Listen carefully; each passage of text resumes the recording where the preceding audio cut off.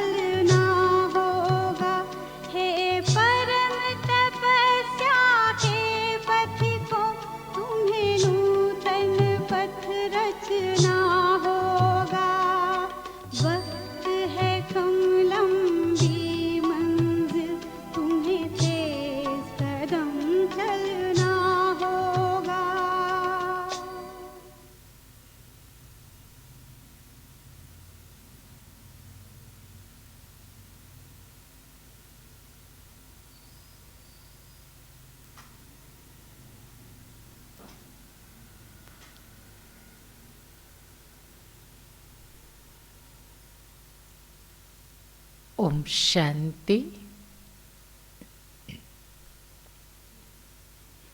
सभी मिलकर 3 बारी ओम शांति करेंगे।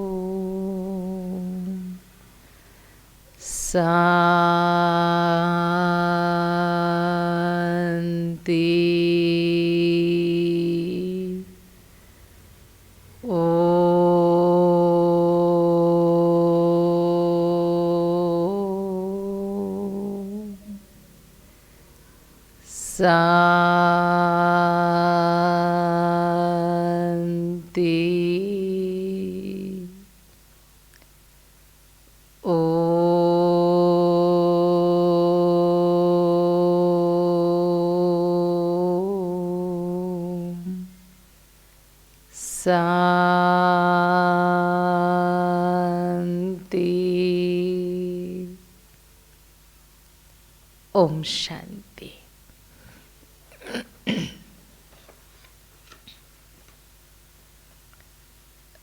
आज बाबा की 9 तारीख की महावाक्य। बाप दादा कहते, मीठे बच्चे, तुम्हारा यह टाइम बहुत बहुत वैल्यूएबल है। क्या कह रहे हैं बाबा? मीठे बच्चे, तुम्हारा यह टाइम बहुत बहुत वैल्यूएबल है, इसलिए इसे व्यर्थ मत गवाओ।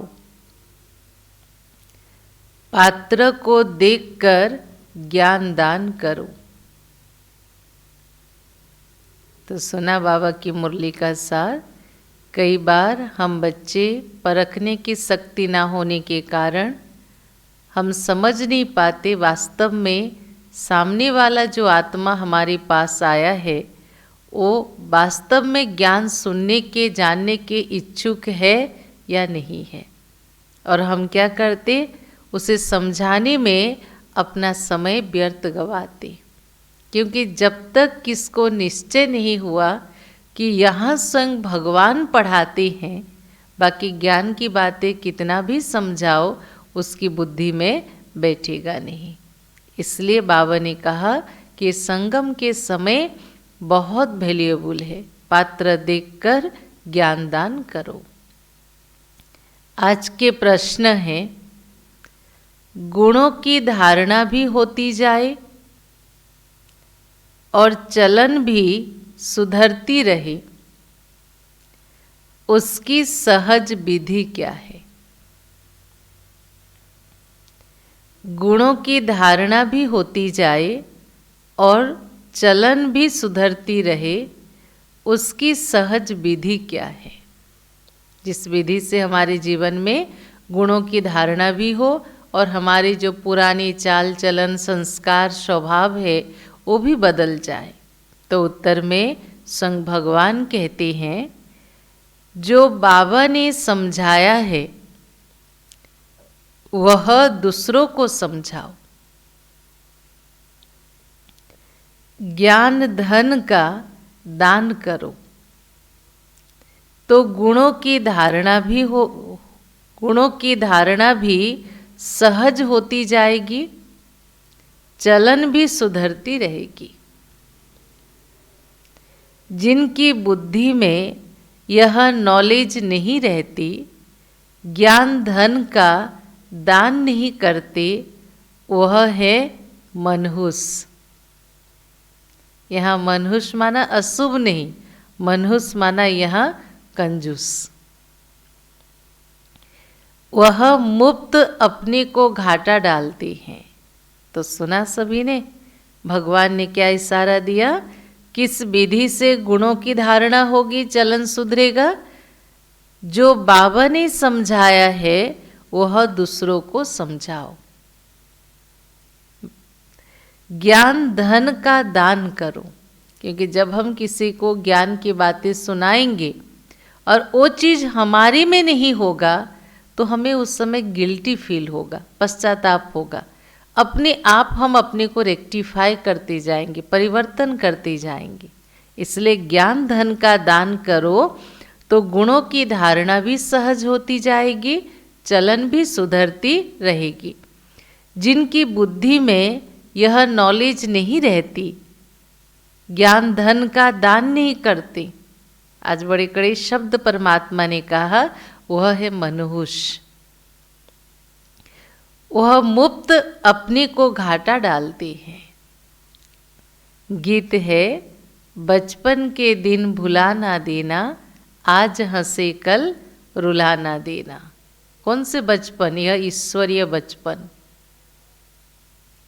उस बचपन के दिनों को, जब नए नए बाबा के बच्चे बने, 6 महीना 1 साल, कितने उमंग उत्साह हमारा रहा। हर मोमेंट अनुभव होता था कि बाबा हमारा हाथ पकड़ के हमें चला रहा है। उस खूबसूरत पलों को कभी भी भूलना नहीं। ओम शांति।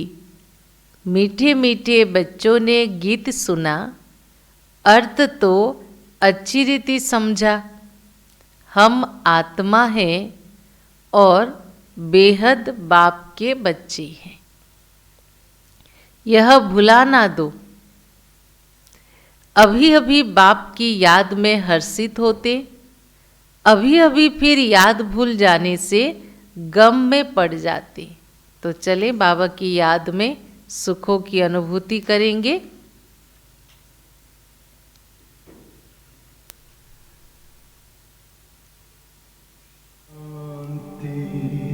शांति, ओम शांति, शांति।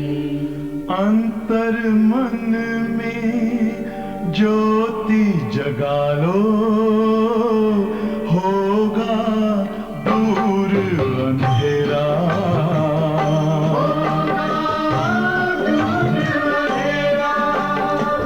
शिव का कर लो ध्यान, आ रहा पावन पुण्य सवेरा।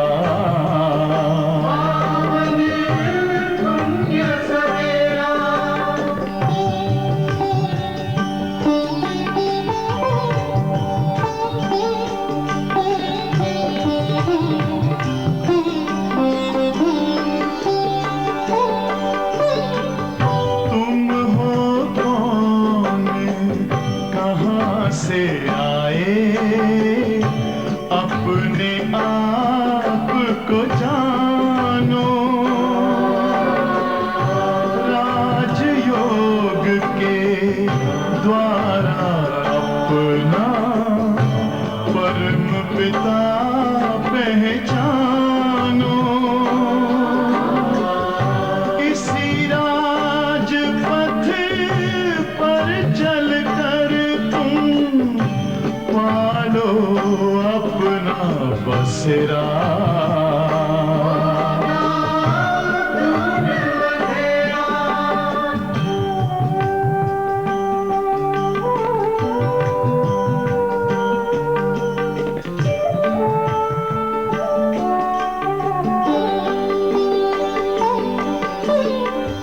तुम हो आत्मा तन से न्यारे, परमात्मा को प्यारे।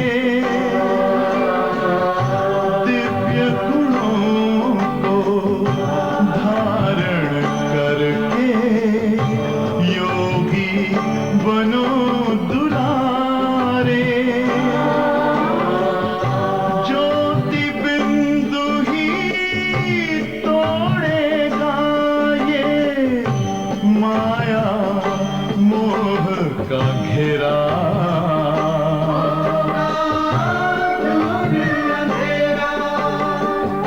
अंतर मन में ज्योति जगा लो, होगा दूर अंधेरा।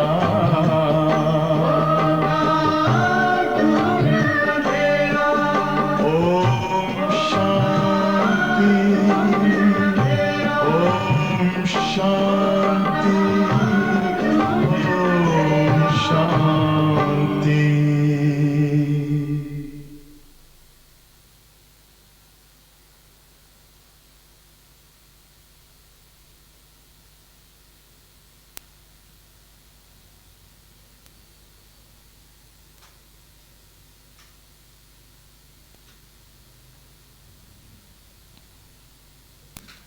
ओम शांति।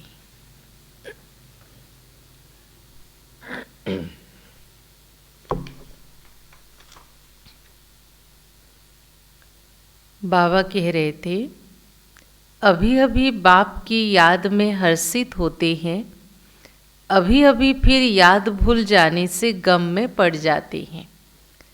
अभी अभी जीते हो और अभी अभी मर पड़ते हो, अर्थात अभी अभी बेहद बाप के बनते हो, अभी अभी फिर जिस्मानी परिवार के तरफ चले जाते हो। तो बाप कहते, आज हंसे कल रुला ना देना। यह हुआ गीत का अर्थ।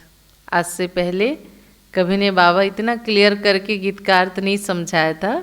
आज बाबा ने कहा, हम क्या हैं? हम सब सूरजमुखी फूल हैं। जब तक सूरज की किरणें हमारे ऊपर पड़ रही है, सूरज की किरणें सूरजमुखी के ऊपर पड़ रही है, तो तब तक वो खिला हुआ रहता। और जब शाम होने आता, किरणों की पावर कम होने लगती, वो मुरझा जाता है। इसका अर्थ है कि जब हमने अपनी आत्मा को जाना, परमात्मा पिता को पहचाना, योग के महत्व को जाना, तो जब तक हम योग कर रहे हैं हम प्रफुल्लित हैं। भूल गए तो हम भी मुरझा जाते हैं। तुम बच्चे जानते हो, बहुत करके मनुष्य शांति के लिए ही धक्का खाते हैं, तीर्थ यात्रा पर जाते हैं।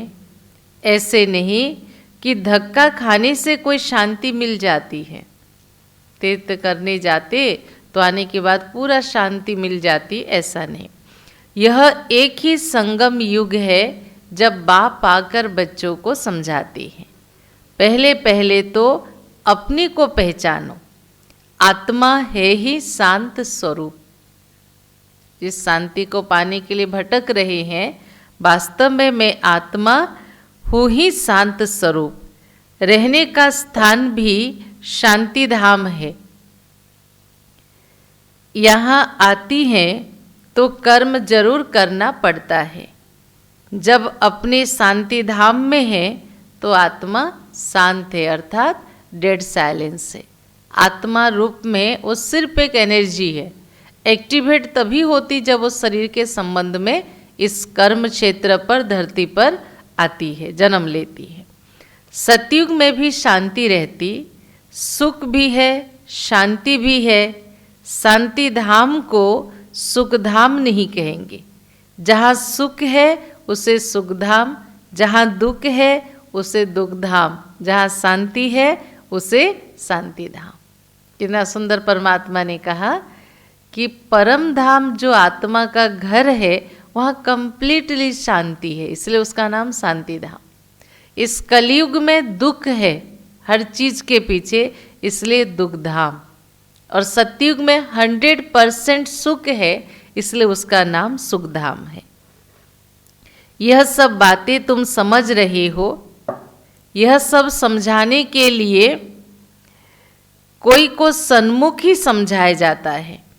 प्रदर्शनी में जब अंदर घुसते तो पहले पहले बाप का परिचय देना चाहिए। समझाया जाता आत्माओं का बाप एक ही है, वही गीता का भगवान है, बाकी यह सब आत्माएं हैं। आत्मा शरीर छोड़ती, आत्मा शरीर लेती है। एक वस्त्र छोड़ा, दूसरा वस्त्र धारण किया, उस प्रक्रिया का नाम मृत्यु है। मृत्यु माना एक वस्त्र छोड़ा, दूसरे नए वस्त्र को धारण किया। शरीर के नाम बदलते, आत्मा का नाम कभी नहीं बदलता। तो तुम बच्चे समझा सकते हो, बेहद के बाप से ही सुख का वर्षा मिलता है। बाप सुख की सृष्टि स्थापन करते हैं। बाप दुख की सृष्टि रचे, ऐसा कभी होता नहीं। लौकिक में भी गरीब से गरीब माता पिता भी कभी अपने बच्चों के लिए दुख नहीं चाहते। जो स्वयं सुख के सागर इस संसार के रचयिता है, वो भला कैसे अपने बच्चों के लिए दुख की दुनिया रचेगा। भारत में लक्ष्मी नारायण का राज्य था ना, चित्र भी है। बोलो यह सुख का वर्षा मिलता है। लक्ष्मी नारायण के चित्र के पास लेके भारत की महिमा, उनकी दुनिया की महिमा बता के बोलो यह सुख का वर्षा हमें यहाँ मिलता है। अगर कहे यह तुम्हारी कल्पना है तो उन्हें छोड़ देना है। इतने समझाने के बाद अगर कोई कहे ये ब्रह्मा कुमारियों की कल्पना है, मनगढ़ंत कहानी है, तो उन्हें छोड़ देना है। कल्पना समझने वाला कुछ भी समझेगा नहीं। तुम्हारा टाइम बहुत वैल्यूएबल है। सुना किस भाव से हेडिंग शुरू हुई थी? तुम्हारा टाइम बहुत वैल्यूएबल है। इस सारी दुनिया में तुम्हारे जितना वैल्यूएबल टाइम कोई का नहीं है। सुना परमात्मा ने क्या कहा? इस संगम युग के एक एक क्षण बहुत वैल्यूएबल है।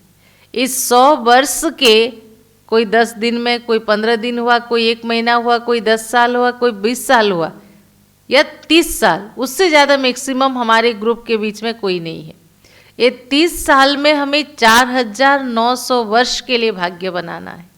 तो सोचो कितना वैल्यूएबल है।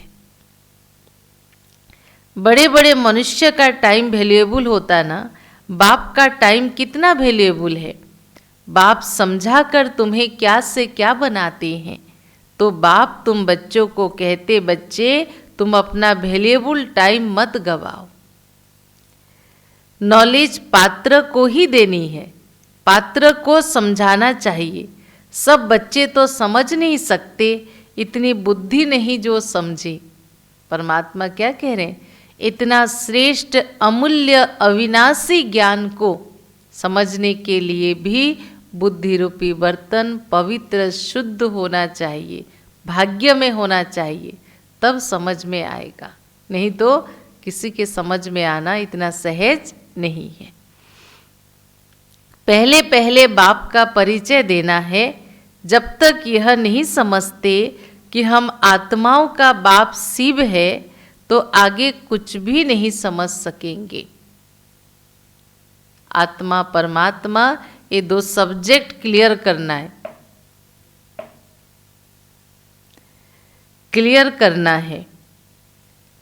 बहुत प्यार नम्रता से समझा कर रवाना कर दो। अगर जो कहे ये तुम्हारी कल्पना है, विथ रिगार्ड उन्हें समझा के रवाना कर दो, क्योंकि आसुरी संप्रदाय झगड़ा करने में देरी नहीं करेंगे। गवर्नमेंट स्टूडेंट की कितनी महिमा करती है, उन्हों के लिए कितने प्रबंध रखती है। कॉलेज के स्टूडेंट ही पहले पहले पत्थर मारना शुरू करते हैं। जोश होता है ना, बूढ़े या माताएं तो पत्थर इतना जोर से न लगा ना सके, अक्सर करके स्टूडेंट का ही सुर होता, उन्हों को ही लड़ाई के लिए तैयार भी करते हैं। अब बाप आत्माओं को समझाते, तुम उल्टे बन गए हो। उल्टे कैसे बन गए? अपने को आत्मा के बदले शरीर समझ लिया, इसको कहते उल्टा हो गए। अब बाप तुमको सीधा बना रहे हैं, तुम देह नहीं, तुम एक आत्मा हो। कितना रात दिन का फर्क हो जाता। सीधा होने से तुम विश्व के मालिक बनते हो। अभी तुम समझते हो हम आधा कल्प उल्टे थे। अब बाप आधा कल्प के लिए हमें उल्टा बनाता है, अर्थात सृष्टि के आधा समय हम सोल कॉन्शियसनेस में रहते हैं और बाकी आधा समय हम बॉडी कॉन्शियसनेस में आते हैं। अल्लाह के बच्चे हो जाते तो विश्व की बादशाही का वर्षा मिलता है। रावण उल्टा कर देते हैं तो कला काया चट हो जाती है। माना जब देह समझते हैं और विकार भी प्रवेश होते हैं, फिर उसके वशीभूत होकर हम बुरे कर्म करने लगते हैं, आत्मा की पवित्रता नष्ट हो जाती है, फिर गिरते रहते हैं। राम राज्य और रावण राज्य को तुम बच्चे जानते हो। तुमको बाप की याद में रहना है। भल शरीर निर्वाह अर्थ कर्म भी करना है। भगवान ने कभी नहीं कहा कि कर्म छोड़ना है। शरीर निर्वाह के अर्थ कर्म भी करना है। फिर भी समय तो बहुत मिलता है। कोई जिज्ञासु आदि नहीं है, काम नहीं है, तो बाप की याद में बैठ जाओ। वह तो है अल्पकाल के लिए कमाई और यह है तुम्हारी सदा काल के लिए कमाई। इसमें अटेंशन जास्ती देना पड़े, पर हम इस एक जन्म की कमाई के पीछे इतने व्यस्त हो जाते जो 21 जन्म की ईश्वरीय कमाई के लिए कहते हमारे पास फुर्सत नहीं है। तो इसलिए तो भगवान कहते ना, महामूर्ख देखना है तो यहाँ देखो। जो इंसान अपने को ज़्यादा समझदार समझता उससे बड़ा मूर्ख कोई नहीं है। इसलिए परमात्मा ने कहा इसमें अटेंशन जास्ती देना पड़े। माया घड़ी घड़ी और ख्यालात तरफ ले जाती है। यह तो होगा, माया भुलाती रहेगी। इस पर एक नाटक दिखा देना, प्रभु ऐसे कहते, माया ऐसे कहती, पाना। ईश्वरीय बुद्धि कहता है ऐसा करो, माया के वशीभूत मन कहता है ऐसा करो। बाप बच्चों को समझाते, माँ में कम याद करो, जब योग में बैठो तो सिर्फ एक मुझे याद करो। इसमें ही विघ्न पड़ती हैं, और कोई बात में इतने विघ्न नहीं पड़ते हैं। पवित्रता पर कितनी मार खाते हैं। भागवत आदि में इस समय का ही गायन है। पुतनाएं, सुपने खाएं, यह सब इस समय की बात है। जो अच्छाई के मार्ग पर चलते उनके राह पर बाधा डालने वालों को पुतना सुर्पनेखा कहते हैं। ये माताओं के लिए, ऐसे जो माताएं ज्ञान मार्ग में चलते और भाई विघ्न डालते उनको अकासुर, बकासुर, ताड़का, कई नामों से उनको कहा जाता है। इस समय की बात है जबकि बाप आकर पवित्र बनाते, उत्सव आदि भी जो मनाते हैं, जो पास्ट हो गया उनका फिर त्योहार मनाते आते हैं। पास्ट की महिमा करते हैं, राम राज्य की महिमा गाते। क्यों गाते? क्योंकि वो पास्ट हो गया। जैसे क्राइस्ट आदि आए, धर्म स्थापन करके गए, तिथि तारीख भी लिख देते, फिर उनका बर्थडे मनाते। आज वो मौजूद नहीं है, लेकिन कभी कभी हम सुनते हैं ना, हमारे गुरुजी के 150वीं जयंती पर, क्योंकि उनकी महिमा है ना। भक्ति मार्ग में भी यह धंधा आधा कल्प चलता, सतयुग में ऐसा नहीं होगा। यह दुनिया ही खत्म हो जानी है। यह बातें तुम्हारे में भी बहुत थोड़े हैं जो समझते हैं। बाप ने समझाया है, सब आत्माओं को अंत में वापिस घर जाना है। कौन सा घर? परम धाम। सब आत्माएं शरीर छोड़ चली जाएंगी। शरीर यहाँ मिला था, यहाँ छोड़ना है, शरीर छोड़ के चली जाएंगी। तुम बच्चों की बुद्धि में है, बाकी थोड़े दिन बचे हैं। अब फिर से यह सब विनाश हो जाना है। सतयुग में सिर्फ हम ही जाएंगे, सभी आत्माएं तो नहीं जा सकते ना, क्योंकि जिस समय जिसका रोल है इस सृष्टि रंगमंच पर, उसी समय ही उसको आना है। क्यों आया नहीं कह सकते हैं। जो कल्प पहले आए थे वही नंबरवार आएंगे, वही अच्छी रीति पढ़कर और पढ़ा भी रहे हैं। जो अच्छा पढ़ते हैं वही फिर नंबरवार ट्रांसफर भी होते हैं। तुम भी ट्रांसफर होते हो। तुम्हारी बुद्धि जानती है, जो आत्माएं हैं सब नंबरवार वहाँ शांति धाम में जाकर बैठेंगी, फिर नंबरवार आएंगी। सबके अलग अलग जगह, जो जैसे बैठेंगे वो वैसे धीरे धीरे धरती पर पीछे पीछे आते जाएंगे। बाप फिर भी कहते, मूल बात है बाप का परिचय सबको देना। ये सारे विस्तार की बातों में नहीं जाके, सार क्या है, परमात्मा का परिचय सभी को देना। बाप का नाम सदैव मुख में हो।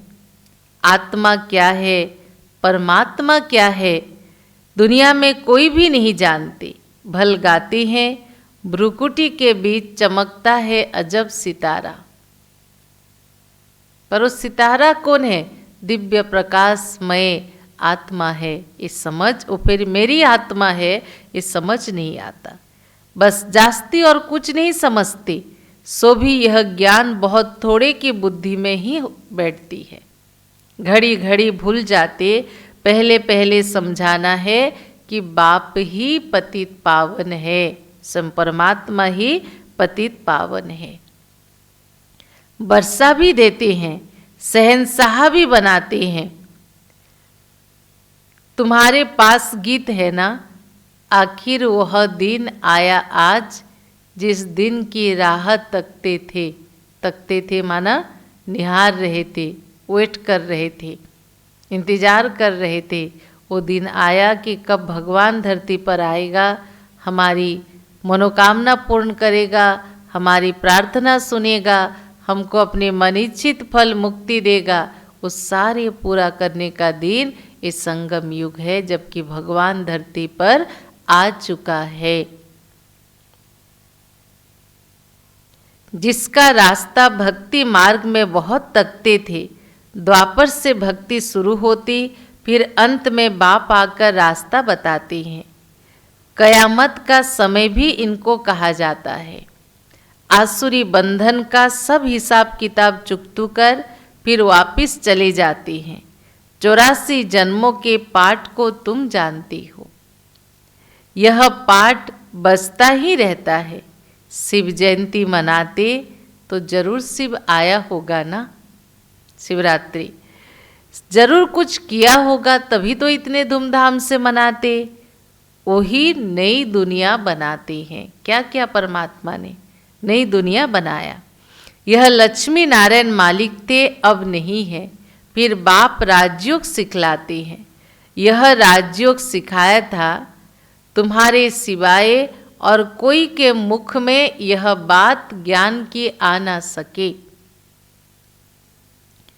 तुम ही समझा सकते हो। शिव बाबा हमको राजयोग सिखला रहे हैं।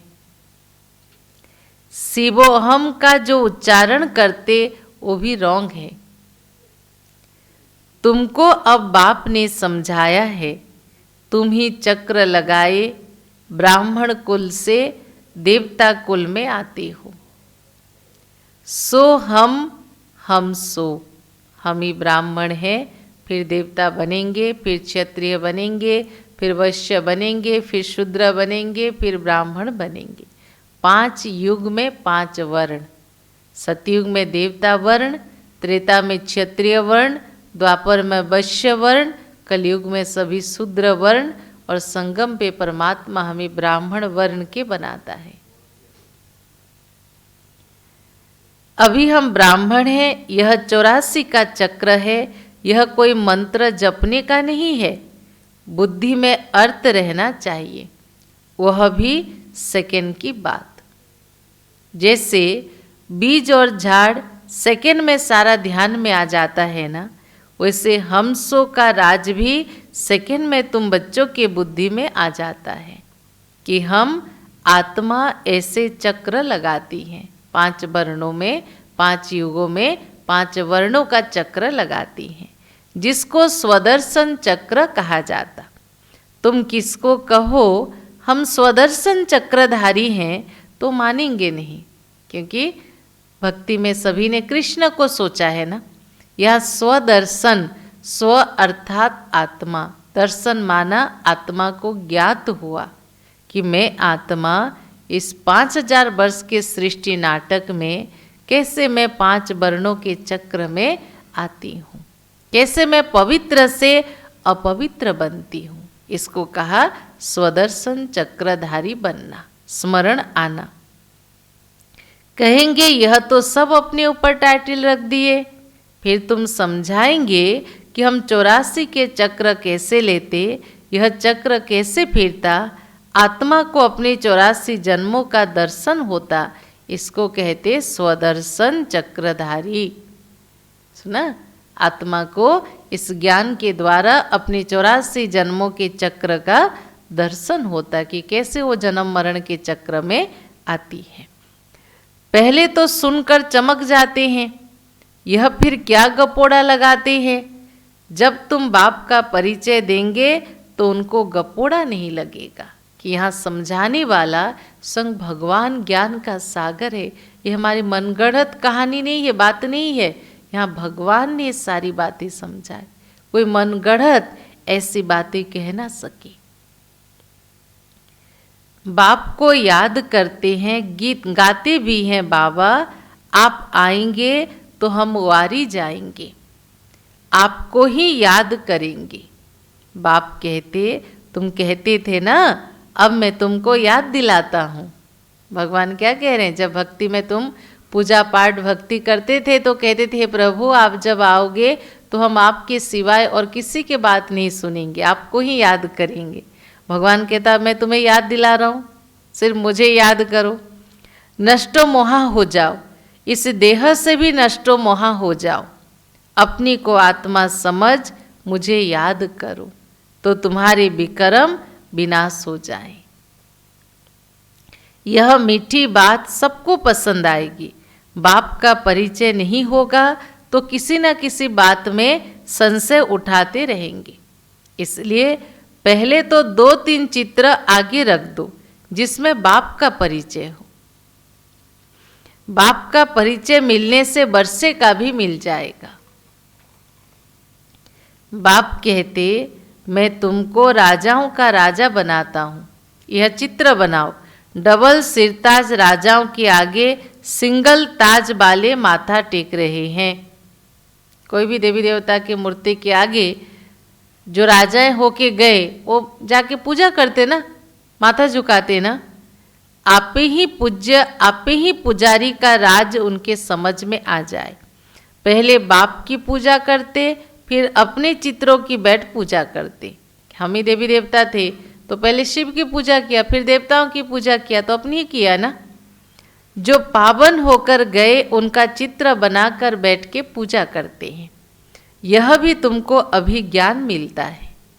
आगे तो भगवान के लिए कह देते थे आप ही पूज्य, आप ही पुजारी, लेकिन अब हमने जाना भगवान कभी पूज्य पुजारी के चक्र में नहीं आता। हम आत्माएं एक दिन पूज्य पवित्र थे, जन्म मरण के चक्र में आके हम अभी पुजारी पतित बने हैं।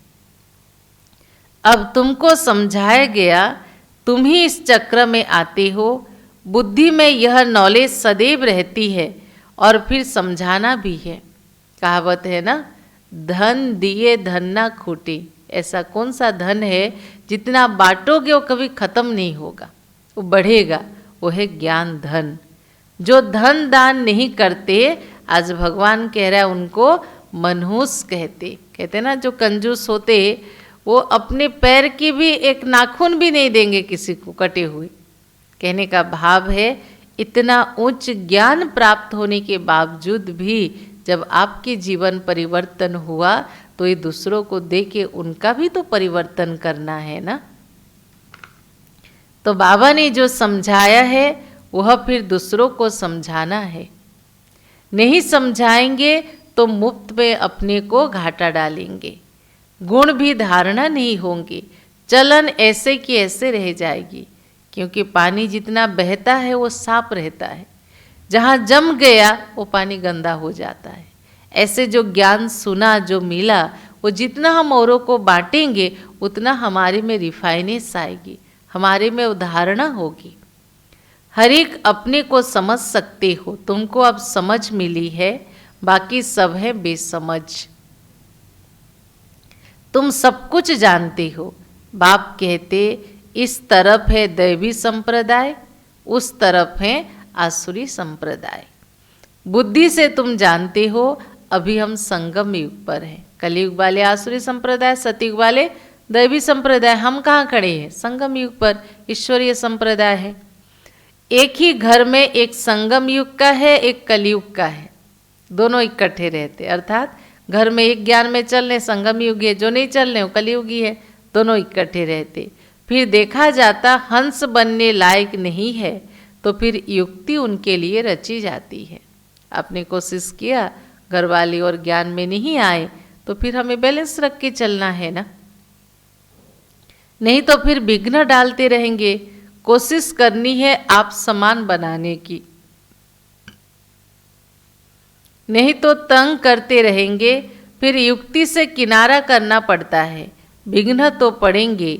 ऐसी नॉलेज तो तुम ही देते हो ना, साथ साथ तुम्हें बहुत मीठा भी बनना है। बाबा ने उस दिन कहा ना, तुम्हारी चलन ऐसी ना हो जो कहे कि हमसे मुख मोड़ लिया। मीठा भी बनना है। नष्ट मोहा होना पड़े, एक विकार को छोड़ा तो फिर और विकार खिटखिट मचाते रहेंगे। समझाया जाता जो कुछ होता कल्प पहले मुआफिक होता है। ऐसे समझ शांत रहो। ज्ञान हमें बड़ा सुख देता है। ये जो ड्रामा के ज्ञान मिला ना, हर एक आत्मा के अपना अपना पार्ट है। तो वो अगर अपना पार्ट बजा रहा है तो मैं उसके पार्ट को देख के इरिटेट क्यों हूँ? उसका पार्ट है अभी गुस्सा करना, तो मैं उसको देख के अपनी स्थिति क्यों बिगाड़ूं? इसलिए ऐसे समय पर क्या करो, शांत रहो।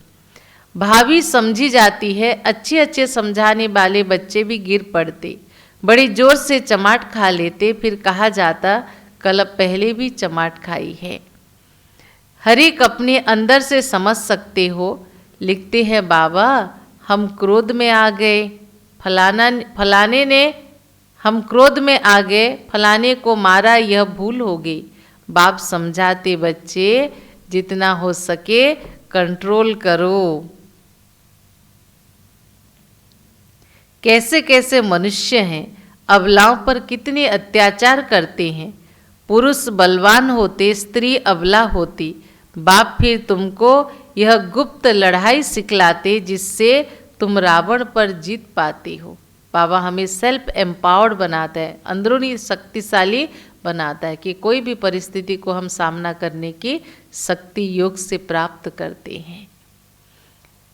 यह लड़ाई कोई की बुद्धि में नहीं है। हमारा ईच एंड एवरी मूवमेंट युद्ध चल रहा है। किसके साथ? अपने मनोविकारों के साथ, माया के साथ। तुम्हारे में भी नंबरवार हैं जो इन बातों को समझ सकते हैं। यह है बिल्कुल नई बात। अभी तुम पढ़ रहे हो सुखधाम के लिए। यह भी अभी याद है, फिर भूल जाओगे। मूल बात है याद की यात्रा। याद से हम पावन बन जाएंगे। अच्छा, मीठे मीठे सिखिलधे बच्चों प्रति मात पिता बाप दादा का याद प्यार और गुड मॉर्निंग। रूहानी बाप की रूहानी बच्चों को नमस्ते। हम रूहानी बच्चों की रूहानी बाप दादा को पदम गुणा नमस्ते नमस्ते। ओम शांति ओम शांति। पूरी मुरली में से धारणा के लिए मुख्य सार, पहला पॉइंट, कुछ भी होता है तो भावी समझ शांत रहना है, क्रोध नहीं करना है। जितना हो सके अपने आप को कंट्रोल करना है। युक्ति रच आप समान बनाने की कोशिश करनी है। दूसरी पॉइंट है, बहुत प्यार और नम्रता से सबको बाप का परिचय देना है।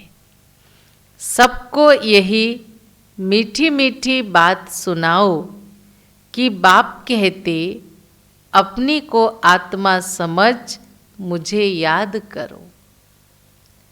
इस देह से नष्टो मोहा हो जाओ। एक बार और, पहली पॉइंट है, कुछ भी होता है भावी समझ शांत रहना है, क्रोध नहीं करना है। जितना हो सके अपने आप को कंट्रोल करना है। युक्ति रच आप समान बनाने की कोशिश करनी है। दूसरी पॉइंट है, बहुत प्यार और नम्रता से सबको बाप का परिचय देना है।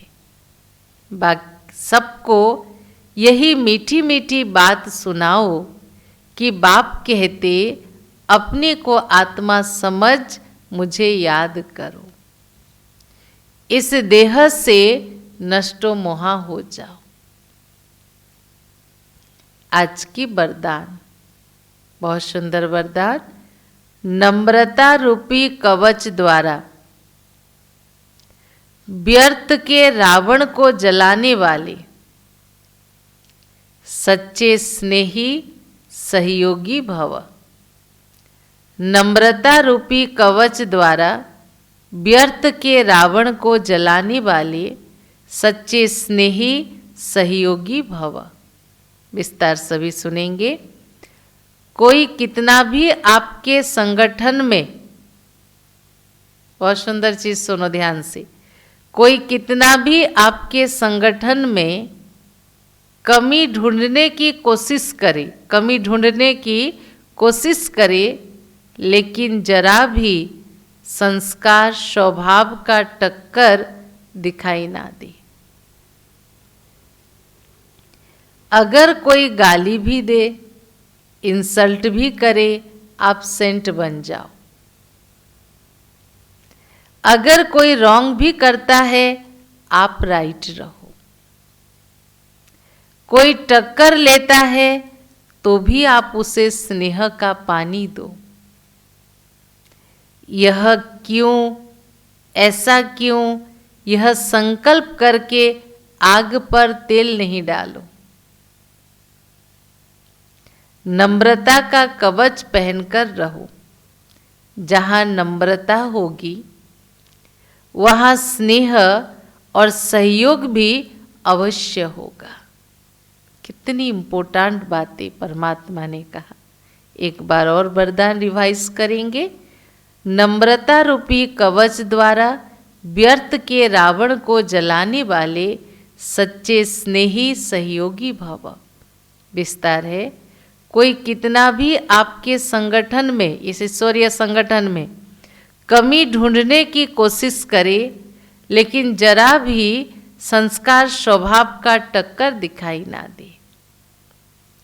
अगर कोई गाली भी दे, इंसल्ट भी करे, आप सेंट बन जाओ। सेंट माना महात्मा। अगर कोई रॉन्ग करता है तो आप राइट रहो।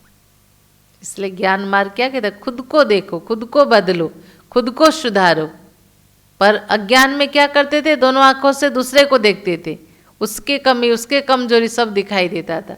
पर ज्ञान में आत्मदर्शन हुआ ना, तो परमात्मा कहता इधर देखो, खुद को देखो। कोई टक्कर लेता है तो भी आप उसे स्नेह का पानी दो। यह क्यों, ऐसा क्यों, यह संकल्प करके आग पर तेल नहीं डालो। नम्रता का कवच पहनकर रहो। जहाँ नम्रता होगी वहाँ स्नेह और सहयोग भी अवश्य होगा। आज की स्लोगन। मेरेपन की अनेक हद की भावनाएं, कितने भी मेरा मेरा जो कहते, मेरा घर, बच्चे, संस्कार, स्वभाव, पोस्ट, पोजीशन, महिमा जो भी रहा, मेरेपन की अनेक हद की भावनाएं एक मेरे बाबा में समा दो। अगर मेरे मेरे कहने का आदत है तो कौन सा शब्द कहो? मेरे बाबा में समा दो। अच्छा, ओम शांति। तो सुना 3-4 मुख्य बातें मुरली की, कि यह संगम का समय हमारा बहुत बहुत वैल्यूएबल है। उसमें भी बाबा ने कहा सारे संसार से सबसे वैल्यूएबल तुम्हारे हैं, क्योंकि अभी इतने कम समय में तुम्हें 5000 वर्ष के भाग्य बनाना है। और बाबा ने कहा जितना ज्ञान दान करोगे गुणों की धारणा होगी और हमारी चलन सुधरेगी। और वरदान तो सुना सभी ने, कितनी इम्पोर्टेंट बातें। आप राइट रहो, आप शांत रहो, आप स्नेह के पानी दो और नम्रता के कवच पहनकर रखो। अच्छा, ओम शांति। चलो बाबा को याद करें।